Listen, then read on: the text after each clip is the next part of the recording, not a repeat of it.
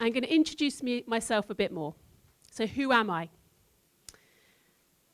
I tell you the human story because I believe that we must be human. We are human beings. We're not human doings. Does this translate? We're human beings. We're not human doings. So here I am. I'm Liz, and I'm a mum. I've got 2 daughters who are 13 and 11. And I love swimming. This is a big part of me. You have to get to know. Everyone who gets to know me gets to know this. So I went for a swim this morning, in Kowloon Park, in the pool, which was really amazing and a brilliant experience. And in England, I swim in an outdoor pool that's not heated. So I swim all the way through the winter. So in the second week of January, I swam. The water was 3 degrees, and the air was -2. So now I'm living, beautiful. I've just been in Australia, and it was gorgeous. I was swimming in the sun. So that's a little bit about me. I live in London, and I have been a principal of a primary school since 2006. So I was a principal very young. I was 29 when I became principal. I know I don't look old enough.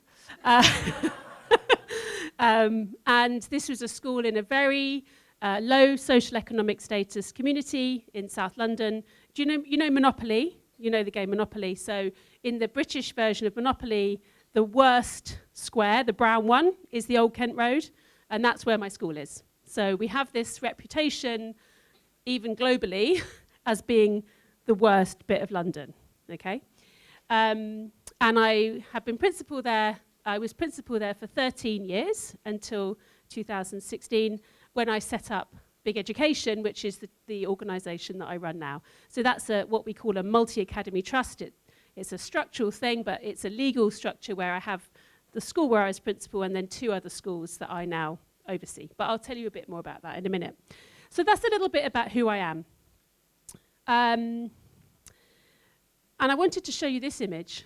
So I had this picture actually on my social media for quite a long time. This was a picture of me presenting at a conference, which was a principal preparation program and for people who wanted to be principals.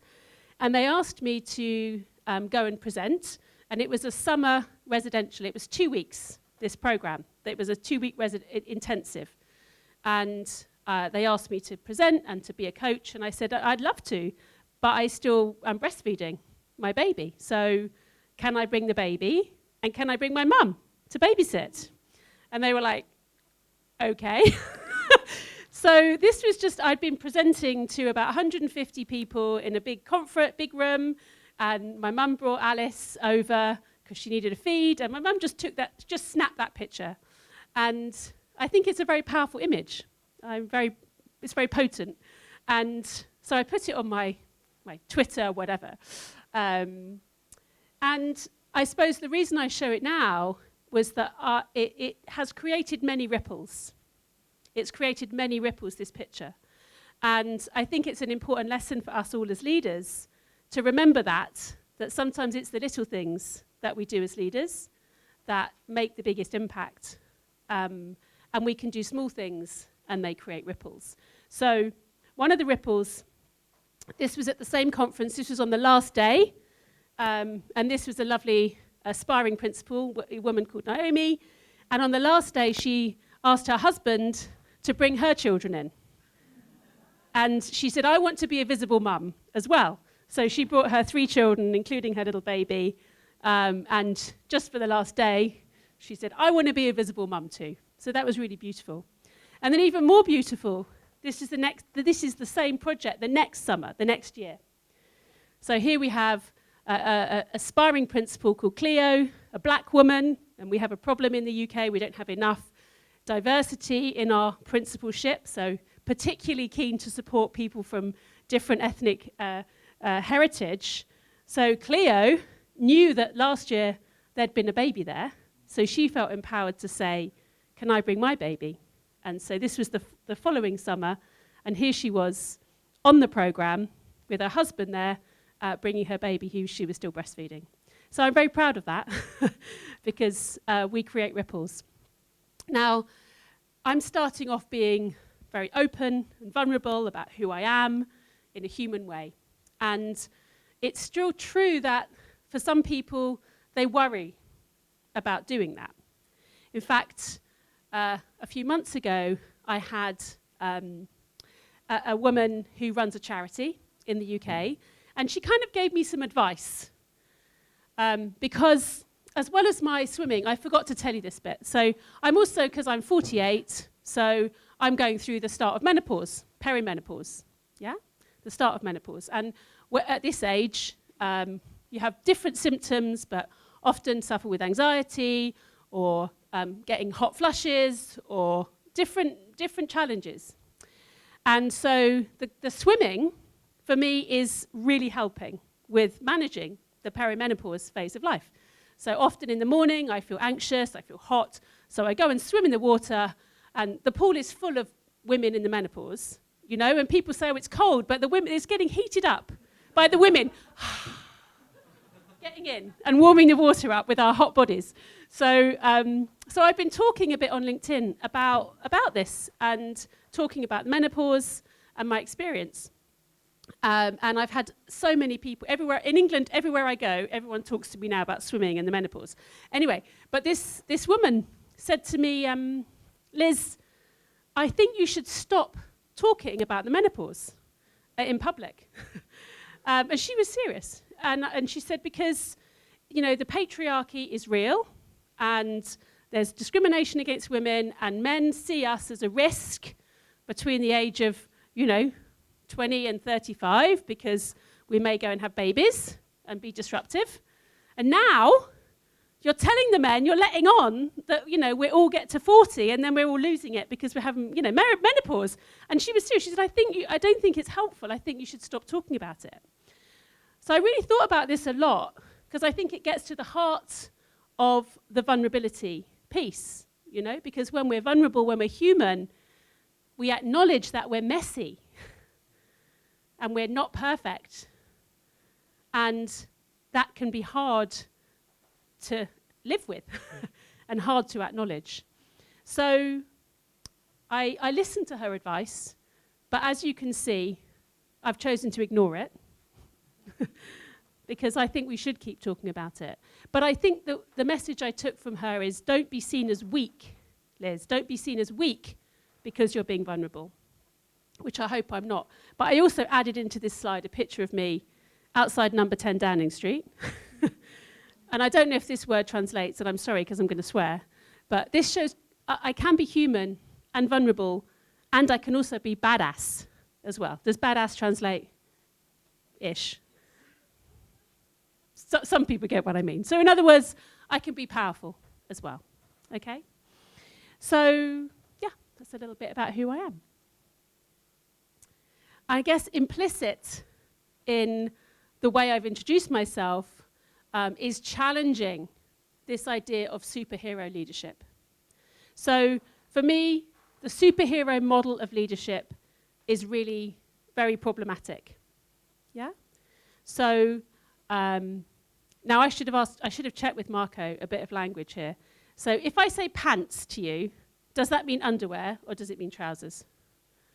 Trousers. So in England, I talk about pants on the inside leadership instead of pants on the outside. You know how superheroes, they have their underwear, I have to call it for you, their underwear on the outside. I was talking in Australia about this, and eventually someone said, Liz, it doesn't make any sense because these are the pants. So you have to translate, double translate, okay. So when we have this idea of superhero leadership, if we think about the superhero, they're always available, yeah?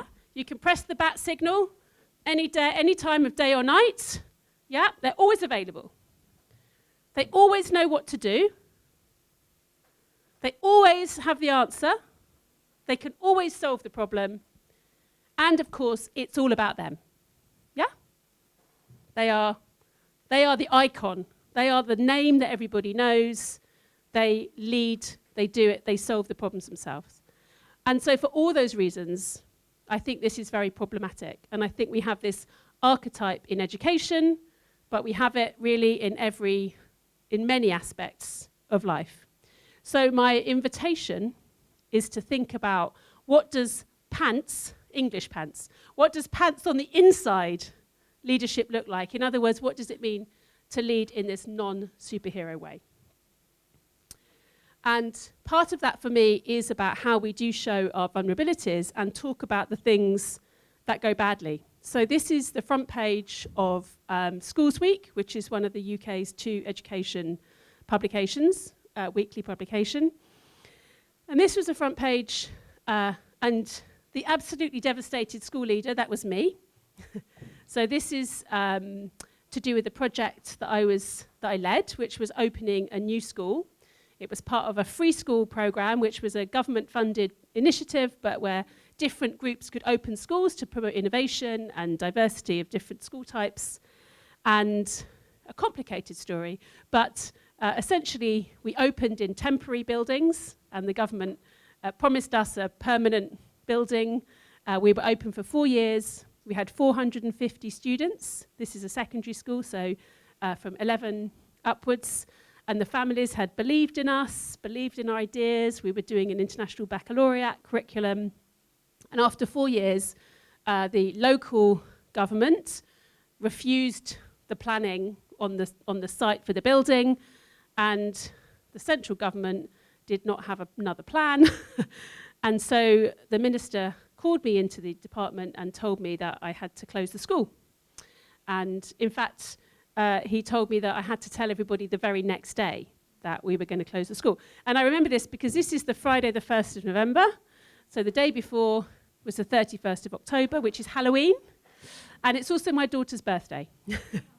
So about 2 o'clock in the afternoon, I found out that the next morning I was going to have to tell the principal that she was losing her job, the staff that they were going to lose their jobs, the parents and the students that we were going to have to close the school.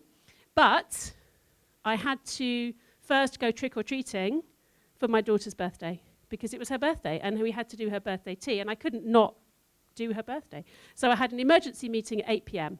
with everybody to plan. So in sharing that example, what I suppose I hope to do is to model that I can show my own vulnerabilities and talk about the things that don't go well. And when we're trying to change things, when we're trying to innovate, when we're trying to create new things, sometimes things don't work. And that's a part of life. Or they don't work how we think they're going to work. And I think it's responsible for us who are leading innovation and leading change to acknowledge that and to be able to talk about it and say, well, what can we learn from that? We don't celebrate the failure because, of course, we want success. But equally, we don't deny it. So I hope by modeling that, it shows I can also model the things that, unfortunately, have not gone well. So just to, I suppose, reflect or give some thoughts about why the vulnerability matters so much. And then in a moment, I'm going to ask you to reflect as well. So I've got 4 real arguments about why I think this vulnerability is so important within organizations. The first one is about managing risk. So sometimes I think people think that when we talk about vulnerability or psychological safety, that it's kind of like fluffy and nice, nice to have, oh, hippy-dippy, you know, make everybody feel nice. But this, for me, is really a very strong argument. So a friend of mine she's actually a Iraqi Christian who immigrated, who was a refugee to the UK in the late 80s. And she's been very successful. She's a very successful lawyer, and she works in the insurance industry. And her job, part of her job, to assess the premiums and she works insuring professional services companies. So, you know, KPMG and these global big management firms. Her job, part of her job is to evaluate the culture in relation to psychological safety. So she's going into PricewaterhouseCoopers, say, to test out whether the lawyers and the management consultants and the accountants, whether they feel safe to ask for help if they don't know, whether they feel safe to say if they've made a mistake, and whether they feel safe to say if they're worried that something's going wrong. So in other words, she's assessing the degree of psychological safety, and if the psychological safety is low, then guess what? Their insurance premium is higher because there is more risk. That if there is a problem, think about Enron, think about, the big corporate disasters. That's because people hid problems. They didn't ask for help quickly. And so problems, if we don't deal with them, tend to get bigger and more risky. So I love that story because this is not about something which is just nice and fluffy and good for Gen Z or Gen X. This is about risk. And do we know what's going on in our organizations? Do people tell us if there's a problem or when there's a problem? Because there's always problems. And when do people feel that they can say, I don't know, please can somebody help me? Okay, so I think this is a really important argument. Secondly, it's about how we are modeling being a deliberately developmental organization. In other words, how can we as leaders create a culture where it's normal? Of course, we are all learning all the time. And how do we as leaders model that? Of course, we're always learning. I'm learning, you're learning. It's a normal part of how we do. So, a couple of examples here. I think appraisals, how you do performance review, is a really interesting thing to think about. So normally this is one person to one person in an office with the door shut. Yeah, a very private process. And we've started experimenting with doing that as a team process. So including the leader, it might not be for all your objectives, but it might be some of your work to say, well, I'm working on this. And then if you're my team who works with me, we collectively give each other feedback about how we're doing with those things. So it's a different way of structuring that learning to make it more, well, of course, I'm working on things, you're working on things, it's a normal thing. Juicy mistakes, I love this phrase, which is just really a way of saying, how do we surface and acknowledge it when something goes wrong? How do we talk about it? How do we say, like we may well do with student instruction, say, right, great, here's a great misconception. Let's look at how Marco answered this question. Let's put it on the board with the visualizer. And let's say, right, Marco, let's think. What did Marco do? Who can spot the error? Yeah, we do it with students. How might we think about doing that with adults too? What happened? How do we look back on it? So, in startup companies, in this kind of culture of design thinking and iterative design, they do retros, retrospectives. How do we quickly reflect on what happened and learn what there is to see? And the last point, really, how are we supporting fundamentally everybody to honestly self-evaluate? Because that's what we really want. So if I can give you feedback about your practice, but really what I want is you to take responsibility for your practice and you to be evaluating your own work against our shared criteria. So how are we encouraging that? So we had the risk management, the deliberately developmental. The third point, I guess I've already touched on, which is really about ego and humility. And how can we as leaders in senior positions model that? And that involves us owning it. I acknowledge if I've made a mistake. I acknowledge what I did well. I acknowledge what I'm still working on and not passing the buck. And finally, how are we modeling? If we're a principal, I don't know if you have a problem here with people aspiring to be principals, maybe it's not, or teachers. We certainly have that problem in the UK. People don't want to do the job because it looks really hard. So if I say to you, who is really good at mentoring and supporting people on their journey into being a principal, and you'll say, oh, yes, I'm really good at that. Who's good at, tapping on the shoulder, high potential people and supporting them? You'll say, oh, yes, we do that. And then for the principals in the room, I'll say to you, who models this being a really achievable job that you can do and have a good work-life balance and a good mental health? And generally, head teachers go, oh no. I don't do that. So these are hard jobs. They are huge jobs with huge responsibility for young people's lives and their future, and that can be heavy. And if we think we have to be perfect and we have to have our superhero pants on or our superhero underwear on, then it's a heavier burden still. So for me, the relationship to vulnerability is about, it helps me model this as being a doable job for a normal person, extraordinary person, but a normal person who can also have a life and be well and have a family or their interests or whatever they want to. So for me, this is really important. Okay, so those were the 4 key arguments about why vulnerability matters. And I'm going to now invite you to have a few moments of not listening to me and reflecting. Your brain will have started doing this, I'm sure, as you were listening, thinking about yourself, which you can just do personally, or if you wanted to talk to somebody next to you, you'd be very welcome to do that too. Just to reflect for yourself on how likely you are to show your vulnerabilities.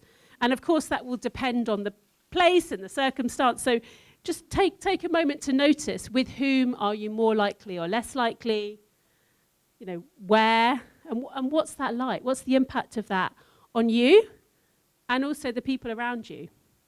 And then I'm always going to be pushing and challenging us to think about our culture within our context, and an invitation to think about how you might build some more of that into the culture around you. So I'll be quiet for 3 or 4 minutes and just give you a chance to reflect. And as I say, if you want to talk to someone, that's fine, but if you just want to be quiet and reflect, then yeah, please take the time to do so. Thank you. So the first part there was really about the talk is about bold and vulnerable. So I started with the vulnerable. And I start with the vulnerable because what I find is that it makes people more able to hear about the bold. So that's worth thinking about when you're presenting. So I find, especially people who don't know me, if I come in here and I start saying, oh, I do all this amazing stuff and I'm amazing and I've done this and I've done that. You know, I've been a principal and I know you sit there and you go, oh God, here's another one. Okay, so so now there's a bit more chance because it feels a bit more real. Yeah, it feels like it's a bit more real. So what I'm going to do now is talk a little bit about our work, and then there's another time for reflection to invite you into your own thinking. So why is bold leadership needed? So Big Education, the organisation that I run, our tagline is that we're rethinking school. Rethinking school, that's a big claim. So why are we doing that? Well, we believe that education in the UK, slash most of the world, is narrow, outdated, and over-indexed on academics. So that's our problem statement. And we could debate these all day about some of the toxic problems and consequences of that problem statement. Young people are not prepared for the workforce, and industry tells us that again and again globally, that the skills, the capabilities that they want is not what they're getting, mostly, out of the school system. We've got high stakes exams and testing, which has many toxic consequences for those who fail, but also those who, inverted commas, succeed, but are stressed, anxious, and cynical. We were talking about the cynicism of over-tested young people who know how to pass a test. And they constantly approach a situation saying, okay, where's the rubric? Where are the criteria? How do I jump through the hoops? They're cynical about life. Narrow curriculum approaches that are focused on success in exams, a lack of agency for students. And I know from Marco that's a huge part of the motivation for this work, where the agency that's got squashed or trampled or been disempowered. And unhappy teachers and leaders. It's certainly true in the UK, it's certainly true in Australia. I haven't asked that many questions here about this, we did a little bit. But we have a real problem with retention, with recruitment, with sustainability of teachers and leaders in the profession.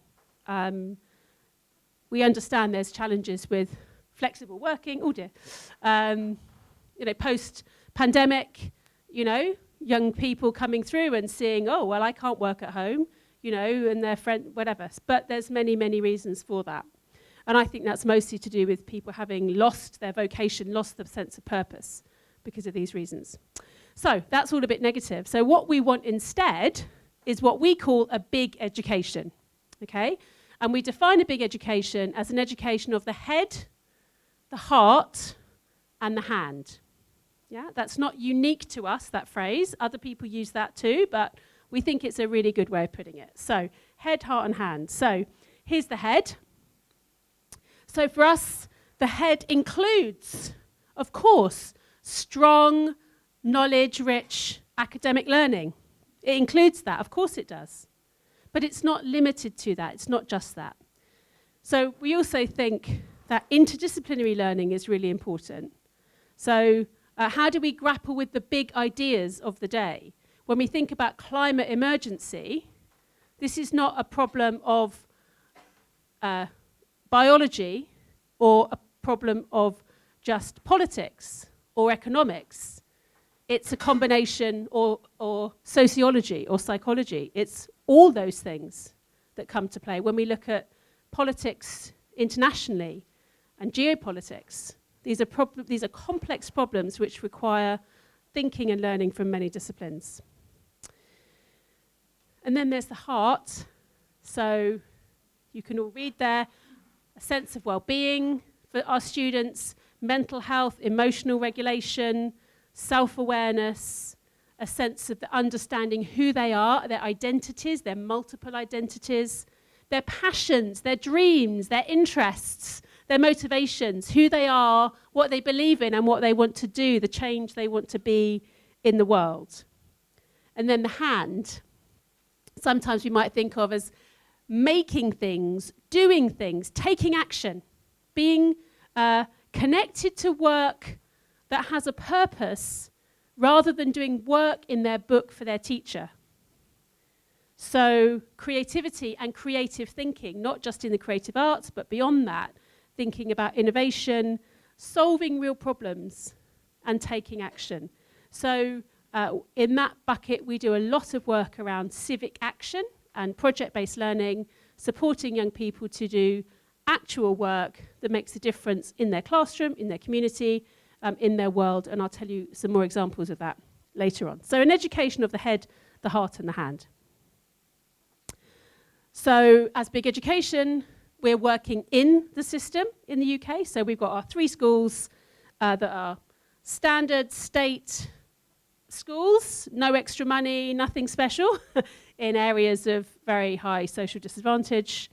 But we're also working on the system through developing talent, so very similar theory of action to Marco and the team. So we think that building the capabilities and the boldness and the skill sets within teachers and leaders is the best way we can possibly change the system. We create and share practice within our schools and many schools we work with, and we're building a movement, although I think building is the wrong word. We're contributing to and weaving, that's our word, weaving a movement.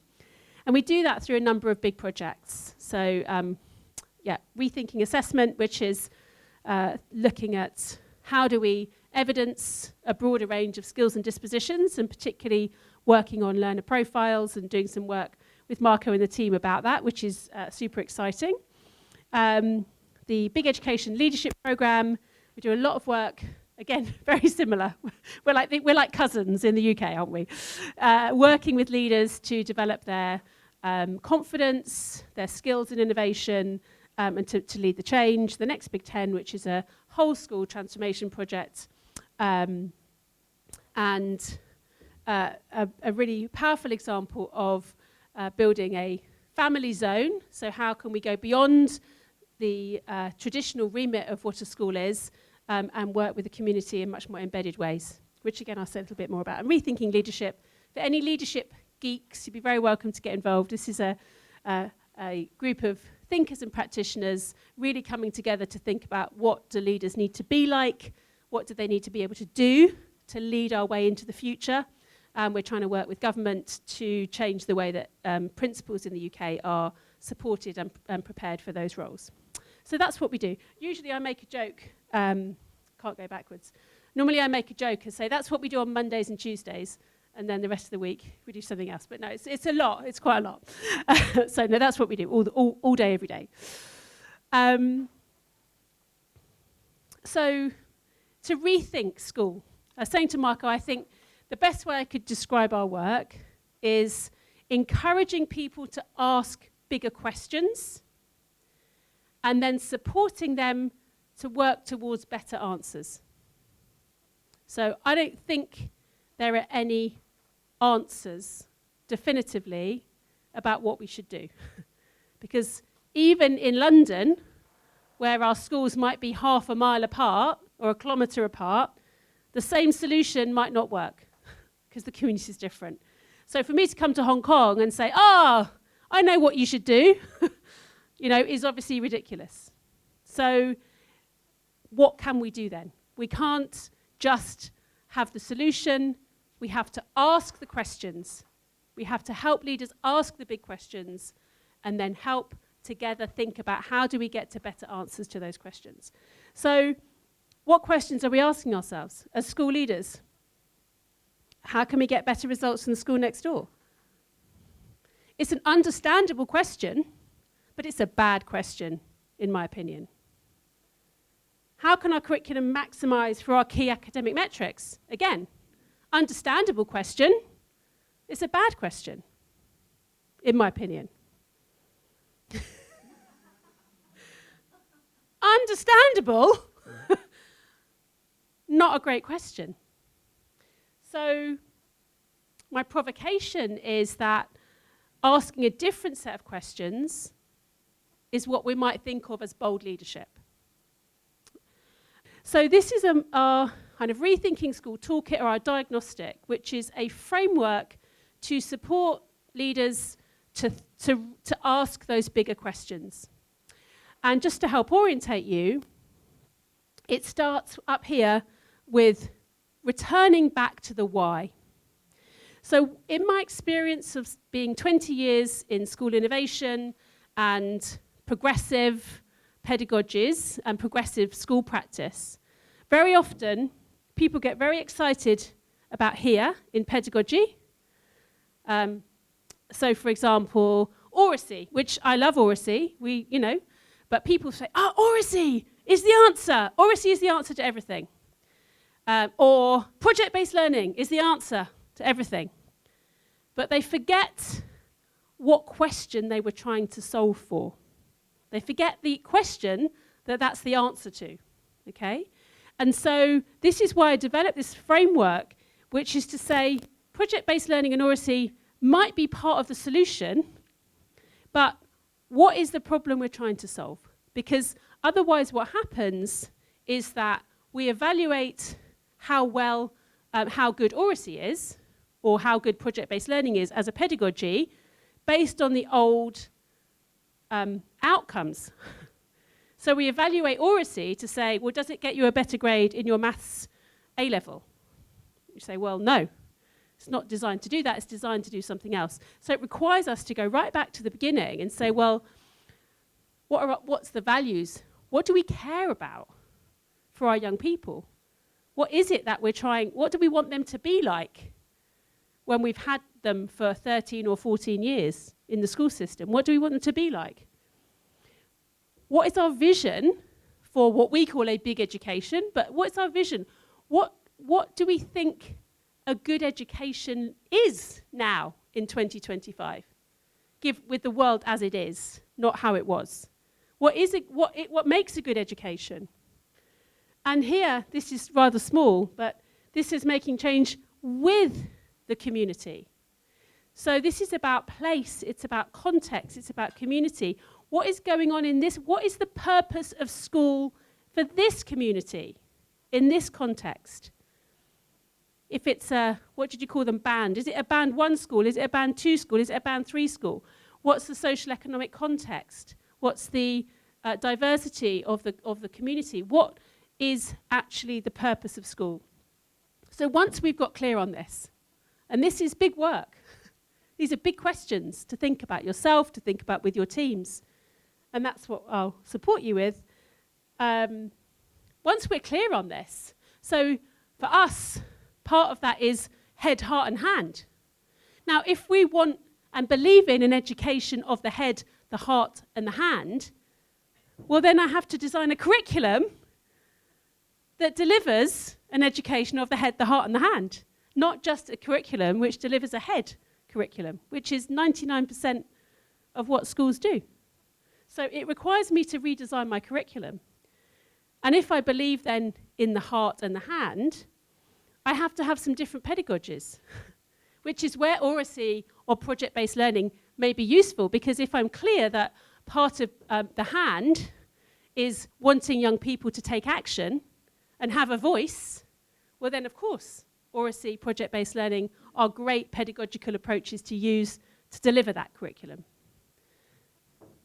And then we come into assessment and learn approach. So how do we evaluate how well we're doing? If we believe in head, heart, and hand, what kind of data points, what kind of metrics will tell me if I'm doing a good job with a head, heart, hand curriculum? It's not just the exam scores. You see why the learner profile and the broader range of skills and dispositions assessment becomes important. And then student culture. How do we manage conduct? What's it like to be a student in my school? If we're talking about agency, if we're talking about the hand, if we're talking about the heart and a sense of well-being, what is it like? Is it congruent? Do people in my school or our school feel that they can be supported with their mental health? Or do they feel that they have some agency to have a say in how the school runs and what we do? And this is the how, really thinking about some of the things we've talked about. How do we, as the adults, create the culture where those things become possible? Where we think about being deliberately developmental, we talked a bit about earlier, where we think about equity and diversity, partly from the point of view of what we would call protected characteristics. I don't know what you call that. So like through race and gender and LGBTQ, etc. But also diversity of thought. Is it okay to disagree here? Can we encourage and support divergent thinking, not just convergent thinking? How do we think about innovation? Where is there space and potential for change?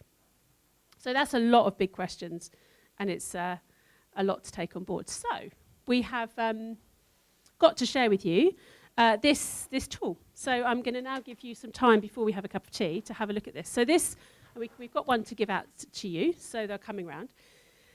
This is a diagnostic tool, and there's one for you each to take, and obviously to take away with you. And there's some kind of general instructions there about how to use it. But the idea is that it's, you can write on it. It's an interactive resource. And for each of those 10 areas that we were just looking at, there's a series of questions.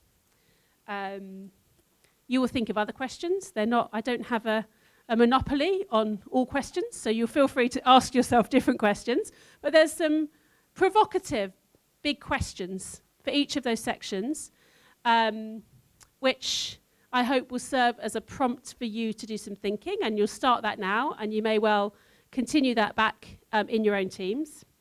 And it goes through each of the sections, and then if you choose to be really diligent with this, at the back there, you can use this as a self-evaluation tool to think about where are your strengths that are coming through as a school, as a team, in relation to this, and then also to identify some things that you might want to work on.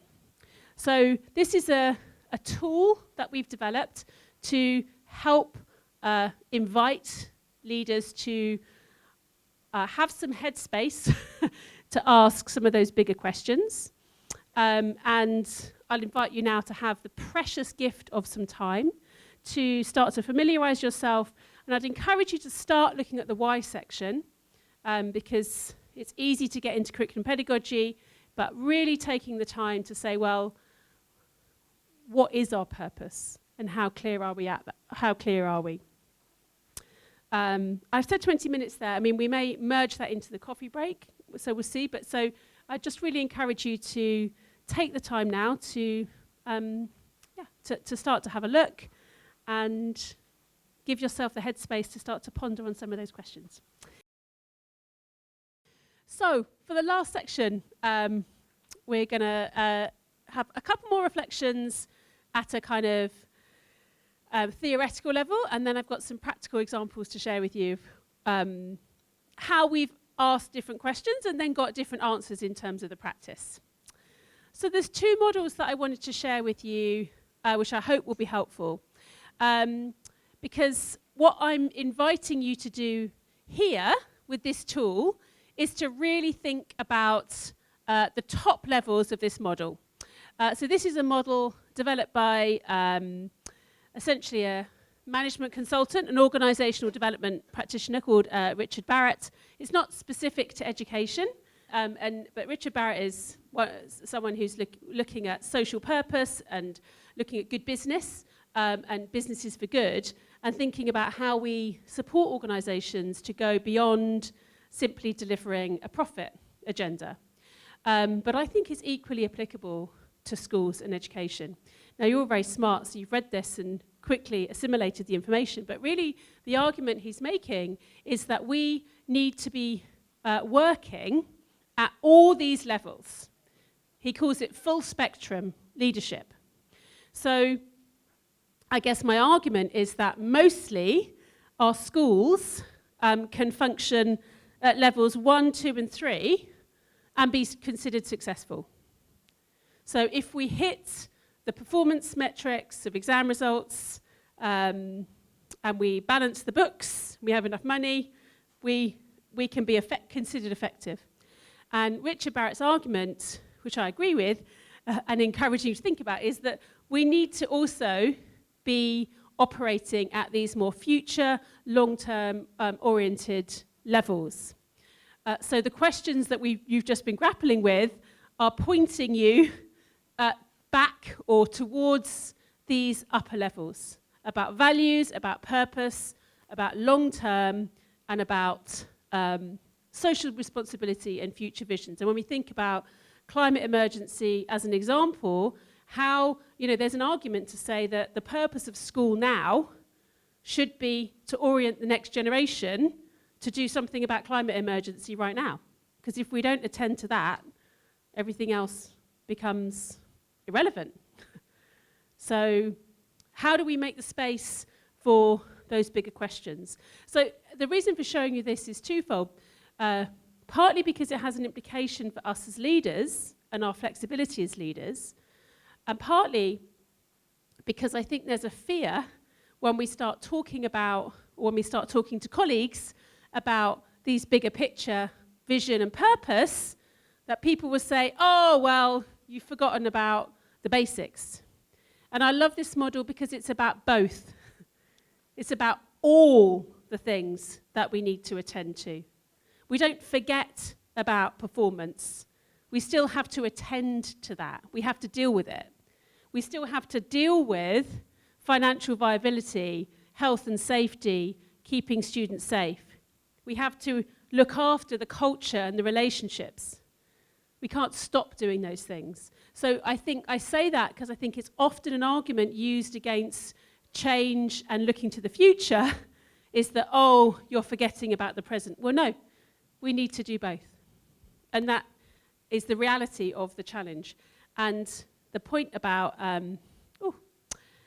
what it takes from us as leaders, Richard Barrett articulates what does leadership look like at each of those levels. Now, remember, we don't have to be superheroes. So the message isn't like, oh, I've got to be brilliant at everything, and that's impossible. But as an organization, as a team, we need to be working at all these levels. And we need to recognize as leaders when we need to employ the different approaches. So there's a time and a place to be the authentic, vulnerable, human leader. There's a time when that is going to be the right choice of how we respond and how we show up in a situation, but it's not all the time. So when there's an emergency, when something very difficult has happened, often we need to be in crisis manager mode. So with COVID, most of us, we went into crisis management. We were very directive. We told people what to do. We enforced that people followed the rules because that was the appropriate thing to do. But if we're always like that, it has unintended consequences. There's a time and a place to be a performance manager and say, yeah, we just need to get this thing done and we need to be effective. But if that's all we do, we never prioritize the longer term. So, yeah, hope if you can look at that in terms of yourself and take a moment to reflect on your own leadership, that there will be areas of there where you feel more comfortable and areas where you maybe are less likely to express your leadership. And for me, the most potent leaders are the most flexible. Yeah, so we understand what different situations need from us and think about what we can express and show in those different situations.